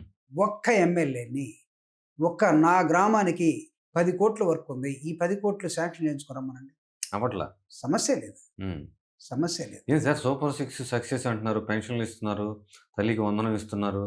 అలాగే ఆర్టీసీ మహిళలకి ఉచితంగా ఇస్తున్నారు. మీరేమో మరి ఫెయిల్యూర్ అంటున్నారు. అంటే చెప్తున్నాను. బహిరంగ సభల్లో సక్సెస్ చేసుకోవటం వేరు. హ్మ్. ప్రజల్లో సక్సెస్ కావటం వేరు. హ్మ్. ఫర్ ఎగ్జాంపుల్ అమ్మఒడి అనేది ఒక స్కీమ్ ఉంది. వైఎస్ఆర్ కాంగ్రెస్ పెట్టిన స్కీమ్. హ్మ్. దాన్ని ఇప్పుడు వాళ్ళు తెలుగు తెలుగు తల్లికి తల్లికి వందనం. వందనం అని హ్మ్. పెట్టుకున్నారు. హ్మ్. తల్లికి వందనం స్కీమ్ అది రూ. 15,000. హ్మ్. ఎంత ఇచ్చారు? ఎంతమందికి ఇచ్చారు? దాదాపు 30,00,000 మంది ఉంటే హ్మ్. దానిలో 8,00,000 మందికి ఇచ్చారు. హ్మ్. 8,00,000 మందికి కూడా 15,000 ఇవ్వాల్సుంటే ఒకరికి 7,000, ఒకరికి 8,000, ఒకరికి 10,000, ఒకరికి 13,000. హ్మ్. 15,000లో 2,000 కోత. హ్మ్. దానికి స్కూల్ డెవలప్‌మెంట్ కని అది మొత్తం మళ్ళా వచ్చేసి లోకేష్ గారి అకౌంట్‌లో చేరుతుంది. హ్మ్. అది ఎక్కడికెళ్తుందో ఎవరికీ తెలీదు. హ్మ్. కాబట్టి దీనిలో లొసుగులు విపరీతంగా కనపడుతూ ఉన్నాయి.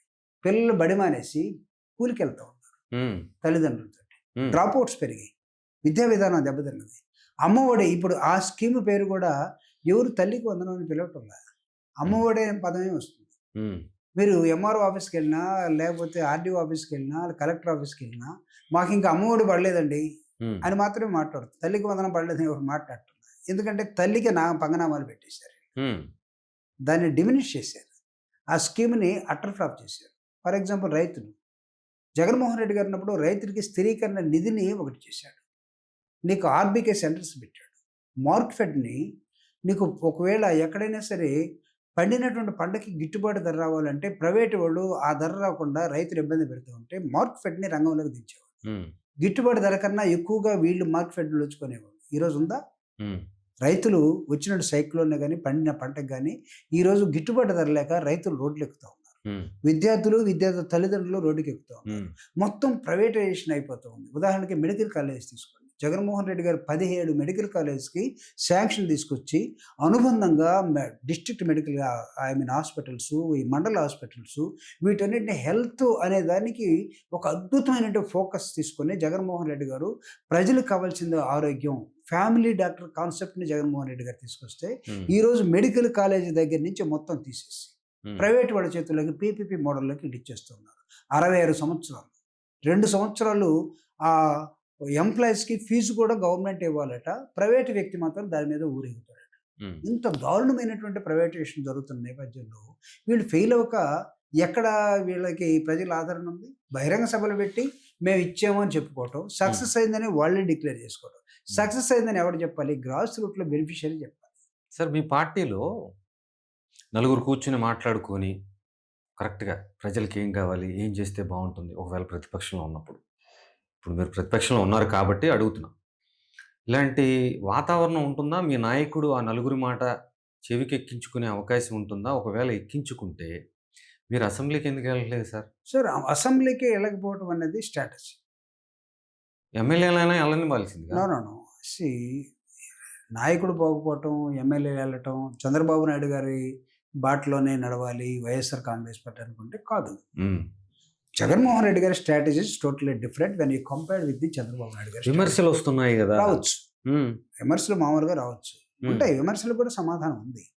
జగన్మోహన్ రెడ్డి గారు ఇప్పుడే కాదు కదా, గతంలో 2014, 19లో జరిగినటువంటి ఎన్నికల్లో కూడా జగన్మోహన్ రెడ్డి గారు 2 సంవత్సరాల తర్వాత అసెంబ్లీకి వెళ్ళలేదు. ఎందుకు వెళ్ళలేదు? 23 మందిని వాళ్ళు కొనేశారు. ఆ సమయంలో అసెంబ్లీకి పోకపోవటం బెటర్ అని చెప్పి ప్రజల్లోకి వెళ్ళాడు. సో ఇప్పుడు ఆ నేపథ్యం వేరు, కానీ ఇప్పుడు వేరుగా. అదే ఆ సిచ్యువేషన్ ఈ రోజు ఉందని నేను చెప్పట్లేదు. సిచ్యువేషన్ మారి ఉండొచ్చు, సీన్ మారి ఉండొచ్చు. కానీ ఈ రోజు ప్రతిపక్ష పార్టీ హోదా కూడా ఇవ్వటానికి నిరాకరించి, అదేం వాళ్ళ దయాదాక్షిణ్యం మీద ఇచ్చేది కాదు. రాజ్యాంగం ప్రకారం ప్రతిపక్ష పార్టీ హోదా గెలిచిన పార్టీ ఇస్తే ఇచ్చేది కాదు. ఒక్కడున్నా సరే it is a convention. If you are true democratic పార్టీగా మీరు ఉండదలుచుకుంటే అలా Jaganmohan Reddy as a opposition leader. అసలు అతను గెలవక ముందే అతన్ని విపరీతంగా తిట్టినటువంటి ఒక వ్యక్తి స్పీకర్ చైర్లో ఉంటాడు. మా పార్టీ నుంచి ఇంకో పార్టీలోకి వెళ్ళి గెలిచినటువంటి వ్యక్తి డిప్యూటీ స్పీకర్గా ఉంటాడు. వీళ్ళిద్దరు కలిసి అతను ఎలా వస్తాడో సభకు చూస్తామని ఛాలెంజ్ ఇస్తారు. అంటే మేము కొట్టాడటానికి వెళ్ళాలన్నా? జగన్మోహన్ రెడ్డి కత్తులు, కొండలు, లేదా తుపాకులు, బాంబులు పట్టుకుని అసెంబ్లీకి వెళ్ళేటువంటి సభ అది. మీరేం సవాళ్ళు ఇసిరారు? అవసరం ఉందా? పోవాల్సిన అవసరం ఉందా? ఎస్ అనొచ్చు, మీరు ప్రజావేదిక కదా అనొచ్చు, ప్రజావేదికే. ఆ వేదికని ఎప్పుడు ఎలా ఉపయోగించుకోవాలో జగన్మోహన్ రెడ్డి గారికి బాగా తెలుసు. కరెక్ట్ స్ట్రాటజీ ఉంది మీ దగ్గర. 100% is a strategist. Okay. Jaganmohan Reddy గారి స్ట్రాటజీస్ నార్మల్గా ఆయన ఒక పన్నాగం పన్నితే, ఒక స్ట్రాటజీ, ఒక ఎత్తుగడేస్తే నేను ఈరోజు మీకు డిక్లేర్ చేసి చెప్తున్నాను మీ మీద ఉన్నట్టు గౌరవంతో. జగన్మోహన్ రెడ్డి గారు ఈరోజు ఒక స్ట్రాటజీ ఇస్తే అది జనాలకి, నాయకులకి అర్థం అవటానికి ఒక 3 నెలలు 6 నెలల తర్వాత అర్థం అవుతుంది. ఓహో, అప్పుడు జగన్మోహన్ రెడ్డి గారు ఎందుకన్నాడా, కరెక్టే కదా అన్న ఆలోచనలోకి వెళ్తాం. అంత మాస్టర్ మైండ్ అంతా Jaganmohan Reddy. No doubt, no doubt. మీరు అన్నట్టుగా ఎమ్మెల్యేలు పంపిస్తారు. ఏమవుతుంది? ఎమ్మెల్యేలని వాళ్ళు వీళ్ళు రోజు గొడవపడరు. అంటే వాళ్ళకి కావాల్సింది ఏంటి? సభ జరగకుండా, సభ గొడవపడి, సభలో లేకుండా వెళ్ళిపోవటమే. నీకు మేనవర్స్ తగ్గిపోయినాయి కదా, సభ జరిగే మేనవర్స్. ఈరోజు చంద్రబాబు నాయుడు గారు ఒకళ్ళు నిజంగా ఒక డెమోక్రటిక్ ప్రాసెస్లో ప్రజాస్వామ్యబద్ధంగా సభను జరపాలనుకుంటే, డెమోక్రటిక్ ఇన్స్టిట్యూషన్స్ ఎలా ఉండాలో ఒక అవగాహన నిజంగా ఉన్నట్లయితే జగన్మోహన్ రెడ్డి గారిని ఎందుకు అలౌ చేయరు మీరు? భారత రాజ్యాంగం ఏం చెప్తుంది? 10% సీట్లుంటే ప్రతిపక్ష హోదా వస్తుంది. తమ్ముళ్ళు మీరందరూ నన్ను ముఖ్యమంత్రిని చేశారు, జగన్మోహన్ రెడ్డిని ప్రతిపక్ష నాయకుడిగా మీరు చేయలేదు అని బహిరంగ సభలో మాట్లాడుతున్నాను. ముఖ్యమంత్రిని ప్రజలు చేస్తారా? గెలిచిన ఎమ్మెల్యేలు ముఖ్యమంత్రిని ఎన్నుకుంటారు. ఇంటర్నల్ గా ఆయన ఉద్దేశం కూడా అది కాదు కదా, చెప్పే విధానం వేరు. ఏదో ప్రజలేదో ఆయన ముఖ్యమంత్రిగా ఎన్నుకున్నట్టుగా. ఒకవేళ రేపు కూలదోసి పవన్ కళ్యాణ్ ముఖ్యమంత్రి అవుతానంటే ప్రజలు ఎన్నుకున్నట్టేనా? ఒకవేళ జరిగింది అనుకోండి, ఇందాక మనం కోల్డ్ బ్లడెడ్ పాలిటిక్స్ అనుకున్నాం. ఒకవేళ అలాంటిది కూటమిలో జరిగింది అనుకోండి, అప్పుడు ప్రజలు ఎన్నుకున్నట్ట? లేదు సార్, పవన్ కళ్యాణ్ గారు 15 ఏళ్ల పాటు నేను ఖచ్చితంగా మద్దతు ఇస్తాను కూటమికి, ఇది ఉండాల్సిందే అంటున్నారు. అంతే. నేను ఇందాక మిమ్మల్ని అడిగింది కూడా అందుకే. వాళ్ళు గట్టిగా ఉన్నారు, గట్టిగా ఉంటారని కూడా అనుకుంటున్నారు. 15 సంవత్సరాలు అంటున్నారు. మీకు ఎక్కడ ఉంది స్కోప్? ఏంటి 15 సంవత్సరాలు? యా డిస్ట్రిక్ట్ ఏంటి? వై 15 సంవత్సరాలు? అంటే ఆయన అంతకాలంగా రాజకీయాల్లో ఉంటాడా? ఆయనకు మద్దతు ఇస్తా ఉంటాను, ఆయన ఉప ముఖ్యమంత్రిగానే కొనసాగుతాను అన్నట్టుగా చెప్తున్నారు ఆయన. ఏముందో ఉప ముఖ్యమంత్రిగా కొనసాగటానికి? ఉప ముఖ్యమంత్రి it is not constitutional body. అంటే చంద్రబాబు ముఖ్యమంత్రిగానే ఉండాలనేది ఆయన ఉద్దేశం. ఇంకో 15 సంవత్సరాల్లో what is the age now? Chandrababu Naidu గారి ఏజ్ ఎంత? అనుకుందామండి, 75 అనుకోండి, యాడ్ 15 ఇయర్స్ ఎంత అవుతుంది? 90 ఏళ్ళు అవుతాయి. అవునా? 90 ఏళ్ళకి ముఖ్యమంత్రిగా ఉన్నటువంటి భారత రాజకీయాల్లో ఒకరిని చూపించండి నాకు. మీరు కరుణానిధి రాజకీయాల్లో ఉన్నారు కదా, 95, 96 దాకా ఉన్నారు కదా సార్. కరుణానిధి దక్షిణ భారతదేశం, I mean Tamil Nadu politics is totally different. Karunanidhi కూటమి రాజకీయాలు నడపలా. కరుణానిధి నడపలా. Who is Pawan Kalyan to declare? రేపు సడన్ గా చంద్రబాబు నాయుడు గారి ఇంట్లో నుంచి ప్రజలను తట్టుకోలేక రేపు లోకేష్ని ముఖ్యమంత్రి చేస్తున్నా డిక్లేర్ చేశారు. పవన్ కళ్యాణ్ గారు వాగ్దానం ఏమవ్వాలి అప్పుడు? డిఫర్ అవుతాడా? అది నెక్స్ట్ ఇయర్ జరగబోతుంది, రాసుకోండి. Lot of pressure on Chandrababu Naidu గారు ఇంట్లో నుంచే. లోకేష్ ఇప్పుడు ముఖ్యమంత్రి చేయకపోతే కేటీఆర్ పరిస్థితి ఏమైంది తెలంగాణలో? ఇప్పుడు ముఖ్యమంత్రి చేయకపోతే యూపీఏ గవర్నమెంట్ ఉన్నప్పుడు రాహుల్ గాంధీ పరిస్థితి ఏమైంది? ఈ 2 ఉదాహరణలు మీకు కనపడటం లేదా? కాబట్టి తెలుగుదేశం శ్రేణుల నుంచి, ఇంట్లో నుంచి చంద్రబాబు నాయుడు గారి మీద విపరీతమైన ప్రెజర్ కనపడుతోంది. లోకేష్ గారు నెక్స్ట్ ఇయర్కి ముఖ్యమంత్రి అవుతాడట, వాళ్ళ పార్టీ వాళ్ళ ఇష్టం. అప్పుడు పవన్ కళ్యాణ్ గారి స్టాండ్ ఏంటి నేను అడుగుతున్నాను. 15 సంవత్సరాలు నువ్వు చంద్రబాబు నాయుడు గారు ముఖ్యమంత్రిగా ఉంటాడన్నావు కదా. 90 సంవత్సరాల దాకా చంద్రబాబు నాయుడు గారే ముఖ్యమంత్రి, నేను ఆయనకి జాకీలు ఎత్తి లేపుతాను, నేను అసిస్టెంట్గానే ఉంటాను. చంద్రబాబు నాయుడు గారు అసిస్టెంటే కదా ఇప్పుడు ఆయన, అప్పుడు కూడా అసిస్టెంట్గానే ఉంటాడా? చెప్పండి నాకు. మీరు యాక్సెప్ట్ చేయరా లోకేష్ని, పవన్ కళ్యాణ్? నేను అడుగుతున్నా. అందుకే డైనమిక్స్ ఎలా ఉంటాయో ఒకళ్ళు చేస్తే అదే ఆ సందర్భంలో చంద్రబాబు నాయుడు గారు ఇంకొక 15 సంవత్సరాలు ఆయనున్నా, ఆయన తనయుడున్నా నేను ఇలానే వాళ్ళకి అసిస్టెంట్గా ఉంటాను చెప్పమనండి రేపు బహిరంగ సభలో. చంద్రబాబు నాయుడు గారు తనయుడు ముఖ్యమంత్రిగా ఉన్నా, చంద్రబాబు నాయుడు గారు ముఖ్యమంత్రి ఉన్నా, ఇంకొక 15 సంవత్సరాలు నేను వాళ్ళకి కాఫీ అందిస్తూ వాళ్ళ యోగక్షేమాలు చూసుకుంటూ నేను ఇలానే ఉంటాను, ఇందుకే నేను రాజకీయ పార్టీ పెట్టుకున్నాను, నేను రాజకీయ పార్టీ పెట్టింది ముఖ్యమంత్రి అవటం కోసం కాదు అని డిక్లేర్ చేయమనండి పవన్ కళ్యాణ్ గారిని. మీకుందా సమాచారం లోకేష్ ముఖ్యమంత్రి చేస్తున్నారని? There is a demand within and outside of the party ఉంది. అమిత్ షా గారి దగ్గరికి, మోడీ గారి దగ్గరికి లోకేష్ గారు ఎందుకు తిరుగుతున్నారు? చంద్రబాబు గారికి ఇప్పుడు చూస్తే ఆయన హెల్దీగానే ఉన్నారు, బాగానే తిరుగుతున్నారు. అంటే హెల్దీగా ఉండటం, హెల్దీగా ఉండాలని కోరుకున్నాం. ఎందుకు వాళ్ళు అనారోగ్యం పాలవ్వాలి, కోరుకోవాలి? ఎందుకు ఇవ్వాలి ఇప్పుడే, ఎందుకు ఇవ్వాలనేది అంటే నీకు హౌ ఇట్ ఈస్ పాసిబుల్? ఇంకొక 15 సంవత్సరాలు, 90 సంవత్సరాలు వచ్చేంత వరకు ఒక వ్యక్తి అదే ఎఫిషియెంట్ తోటి పనిచేస్తాడని, అదే విధంగా ఉంటాడని మీరు అలా ఎక్కడైనా ఉందా? మీరు అనొచ్చు రామచంద్రన్ గారు కాలు చేయబడిపోయినా ముఖ్యమంత్రిగా ఉన్నారు కదా, పక్షవాతం వచ్చినా అని కూడా అనొచ్చేమో. లేకపోతే మీరు డిఎంకే ఎగ్జాంపుల్ చెప్పారు, ఉండొచ్చేమో. కానీ దాని పరిపాలన అంటావా? యాక్టివ్ పాలిటిక్స్ అంటావా? అనలేం కదా. బట్ ఆయన గుడ్డిగా చెప్పాడు, పవన్ కళ్యాణ్ గుడ్డిగా చెప్పేశాడు. 90 15 సంవత్సరాలు చంద్రబాబు నాయుడు గారికి 90 ఏళ్ళు వచ్చేంత వరకు మేము ముఖ్యమంత్రి చెప్పమన్నాడు. ఆ మాట 15 సంవత్సరాల ప్లేస్లో చంద్రబాబు నాయుడు గారికి 90 ఏళ్ళు 100 ఏళ్ళు వచ్చేంత వరకు ఆయన్ని నేను ముఖ్యమంత్రిగానే ఉంచుతాను అని చెప్పమనండి ఆయన. సరే సార్, ఈయన యాక్సెప్ట్ చేయమనండి. అమరావతి మీరు గందరగోళం చేసి వదిలిపెట్టారు, 3 రాజధానులు అన్నారు, జనం యాక్సెప్ట్ చేయలేదు, మీరేం 11 సీట్లకు పడిపోయారు. ఇప్పుడే అమరావతి మీద చాలా పెద్ద ఎత్తున చర్చ జరుగుతుంది. వేలాది కోట్ల రూపాయలు, అంటే సుమారుగా ఒక 40,000 కోట్లు అప్పు చేసి అమరావతి నిర్మాణం ప్రస్తుతం కొనసాగుతుంది. దీని మీద మీ పార్టీ స్టాండ్? ఓన్లీ సజ్జలు మాట్లాడారు తప్ప మీ పార్టీ నాయకుడు ఇప్పటి వరకు దీని మీద నోరు తెరవలేదు. మీరేం చెప్తారు? పార్టీ నాయకుడు అంటే అధినాయకుడు మాట్లాడతారు. ఇప్పుడు మీకు అమరావతి రైతులు తిరుగుబాటుకి సిద్ధంగా ఉన్నారండి. ఎందుకంటే వాళ్ళ ఆశలు, ఆకాంక్షల మీద జగన్మోహన్ రెడ్డి గారి మీద ఆ రోజు కక్షపూరితంగా వ్యవహరించే విధానంగా ఆ రోజు రాజకీయ పార్టీలు బిహేవ్ చేసాయి కాబట్టి రైతులు వైఎస్ఆర్ కాంగ్రెస్ పార్టీకి వ్యతిరేకంగా ఉన్నారు. ఎస్, ప్రభుత్వం మారింది అనుకుందాం, ఇంకా ఇంకొక 50,000 ఎకరాలు కావాలని ఎందుకు అడుగుతున్నారు? ముందు ఇచ్చినటువంటి 53,000 ఎకరాల సంగతి ఏంటి? దానిలో రైతులకు ఇచ్చినటువంటి ఆ భాగస్వామ్యం ఎక్కడికి వెళ్ళింది? ఎందుకు వాళ్ళకి డిమార్కెట్ చేయలేకపోతున్నారు? ఇది కాకుండా మళ్ళీ ఇంకొక 50,000 కావాలి, దాని ఇన్స్టాల్మెంట్ పద్ధతిలో దాన్ని మొదటి ఫేజ్ 27,000 ఎకరాలకి మొదటి ఫేజు, తర్వాత మిగతాది. ఒకసారి పవన్ కళ్యాణ్ గారు అడ్డం తిరగటం, ఈ విధంగా అయితే మీతోటి మేము విభేదించాల్సిన అవసరం ఉంటుందని కూడా చెప్పాడు ఆయన రైతుల విషయాల్లో. తర్వాత మళ్ళీ ఏదో దాన్ని తగ్గించుకున్నారు. అదే క్యాబినెట్ లో పవన్ కళ్యాణ్ వ్యతిరేకించినప్పటికీ కూడా ఇప్పుడు ఈ ప్రభుత్వం ముందడుగు వేసింది. మరి దీని మీద పవన్ కళ్యాణ్ ఇప్పటివరకు స్పందించలా?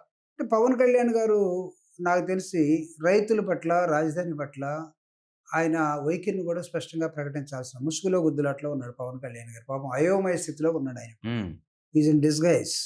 మీరు కూడా మేము స్పష్టంగా ఉన్నాం. స్పష్టంగా ఎందుకున్నామంటే ఉంటే స్పష్టంగా చెప్పట్లేదు ప్రకటన. వస్తున్నాం. ఎందుకు చెప్పట్లేదు? రైతులే, అమరావతి రైతులే హ్మ్. కూటమి ప్రభుత్వానికి ఎదురు తిరిగే రోజులు అతి త్వరలో ఉన్నాయి. హ్మ్. ఇప్పుడు రెండో స్పెల్‌లోకి వచ్చినటువంటి కూటమి ప్రభుత్వం భూసేకరణ దాన్ని రైతులు వ్యతిరేకించారు ఆ ప్రాంతం. దానికోసం మీరు ఎదురు చూస్తున్నారు. ఖచ్చితంగా. హ్మ్. ఎదురు చూడటమే కాదు. హ్మ్. అవసరమైతే తిరుగుబాటుకు సిద్ధంగా ఉన్న రైతుల పక్షాన మేము నిలబడతాం. హ్మ్. ప్రభుత్వం మీద రైతుల పోరాటానికి మేము సన్నాహాలు ఏర్పాటు చేస్తాం. ఇప్పుడు ప్లాట్లు ఇవ్వట్లేదు కదా! వాళ్ళకి రైతులకి ఇప్పటికి ఇవ్వట్లేదు. ప్లాట్లు ఇవ్వలా. మరి ఇవ్వట్లేదు. వాళ్ళ వైపు నుంచి మీరు పోరాటం చేయొచ్చుగా? ఖచ్చితంగా చేస్తాం. హ్మ్. ఖచ్చితంగా చేస్తాం. మిమ్మల్ని అడుగుతారేమో అప్పుడు. ఏమని? మీరెందుకు ఇవ్వలేదు మాకు అని 5 ఏళ్లలో. అడగొచ్చు. అంటే మేము ఒకవేళ వాళ్ళు మా ఆలోచన తప్పనుకుంటే హ్మ్. మాకు శిక్ష పడిందని మేము అనుకుంటున్నాం. హ్మ్. రేపు చేసినటువంటి ప్రామిస్‌కి అనుగుణంగా హ్మ్. కూటమి పాలన గూడా అక్కడ రైతు కూలీలు వ్యతిరేకిస్తే హ్మ్. వాళ్ళకి అండగా వైఎస్ఆర్ కాంగ్రెస్ పార్టీ ఉంటుంది. హ్మ్. అందుకే ఈరోజు మీరు జగన్మోహన్ రెడ్డి గారు చెప్పిందదే. సూపర్ 6 సక్సెస్ అయిందని చెప్పుకుంటున్నారు గానీ, మీరు అమ్మఒడి కార్యక్రమాన్ని 15,000 ఇవ్వాల్సింది 7,000 ఇచ్చారు, 8,000 ఇచ్చారు, 13,000 ఇచ్చారు. కొంతమందికే ఇచ్చారు. సగం మందికి గూడా ఇవ్వలేదు. 1/4 ఇచ్చారు. ఏ విధంగా సక్సెస్ అయిందని జగన్మోహన్ రెడ్డి గారు తన ప్రెస్ మీట్‌ల ద్వారా, హ్మ్. తన ఉపన్యాసాల ద్వారా అడుగుతూ ఉన్నాడు. హ్మ్. ప్రజలు దాన్ని నిజమే గదా! మనకు రావాల్సింది మనకు రాలేదు. బడికి పోవాల్సిన బిడ్డ కూలికి మాతోటి వస్తా ఉన్నాడు. డ్రాప్ ఔట్ అయిపోయాడు. హ్మ్. ఇంగ్లీష్ మీడియం చదువుకోవాల్సినోడు తెలుగు మీడియం చదువుతా ఉన్నాడు. హ్మ్. జగన్మోహన్ రెడ్డి గారు ఇచ్చినటువంటి ప్రాధాన్యతని గ్రామీణ లెవెల్‌లో ప్రభుత్వం ఆదుకోవాల్సినటువంటి వర్గాలన్నీ గూడా ఈరోజు ఇక్కడ ప్రభుత్వం ఉందా? హ్మ్. ఏంటిది? అని ఆలోచన పడిపోయారు గదా! కాబట్టి రేపు రైతాంగం తిరుగుబడినప్పుడు, రైతు కూలీలు తిరగబడినప్పుడు, ఆ ఉద్యమానికి వైఎస్ఆర్ కాంగ్రెస్ పార్టీ అన్ని విధాలా వాళ్ళకి సహకారం ఇస్తేనే ఉద్యమానికి కూడా నాయకత్వం ఇస్తుంది. ఎందుకంటే చేసిన ప్రామిస్‌కి వీళ్ళు కట్టుబడి లేరు. వీళ్ళు రైతులను మోసగించారు. అమరావతి రైతుల్ని ప్రత్యేకంగా మీరే అన్నారు 40,000 కోట్లు లేదా ఇప్పటికే 2,51,000 కోట్ల రూపాయలు అప్పు చేసింది ప్రభుత్వం. హ్మ్. 18 నెలలకే. 2,66,000 కోట్లు. 65 కోట్లు ఇంకా మీరు దాన్ని సరిచేయండి. హ్మ్. మొన్నటిదాకా మాకున్న లెక్క 2,51,000 కోట్లు. హ్మ్. ఇప్పుడు ఈ నెలలో మళ్ళీ పెరిగి ఉండొచ్చు. 2,66,000 కోట్లు. హ్మ్. Imagine after 5 years. 5 మంత్స్. అంటే మీ టైంలో వాళ్ళు శ్రీలంక అయిపోతుంది. జగన్మోహన్ రెడ్డి చేసిన వెనిజులా అప్పులు అయిపోతుంది. అన్నారు గదా! ఇప్పుడు మరి మీరు ఇప్పుడేమవ్వాలి?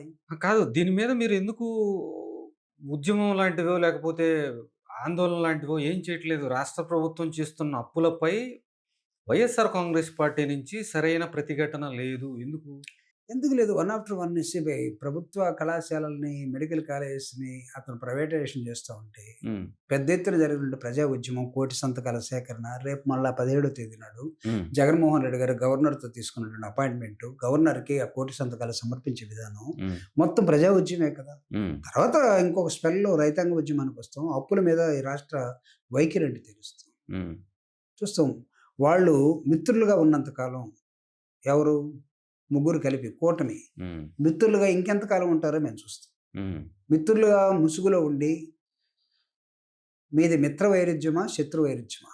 హ్మ్. అని తేల్చుకునేదాకా ఈ పదం నేను మీ ముందు వాడుతున్నాను. హ్మ్. వాళ్ళది మిత్ర వైరుధ్యమా? శత్రు వైరుధ్యమా? మిత్ర వైరుధ్యం అయితే ఎవరి మధ్య? శత్రు వైరుధ్యం అయితే ఎవరి మధ్య? హ్మ్. మీరు ముగ్గురు కలిపి ప్రజల్ని శత్రులుగా చూసి మోసం చేయదలుచుకున్నారా? మీ ముగ్గురు తోడు దొంగల్లాగా ఈ రాష్ట్రాన్ని దోచుకోవటానికి వచ్చారా? మీకు సో, వాళ్ళ కాబట్టి మధ్యలో వైరుధ్యాలొస్తే చూడాలని ఉంది. ఖచ్చితంగా చూస్తాం ఒక రాజకీయ పార్టీగా. చూడాలని వైరుధ్యాలని చూడటమే కాదు. కోరిక మీది. వైరుధ్యాల్ని క్రియేట్ కూడా చేస్తాం అవసరమైతే. హుహు. యెస్. అదే. We are here to run the politics. హ్మ్.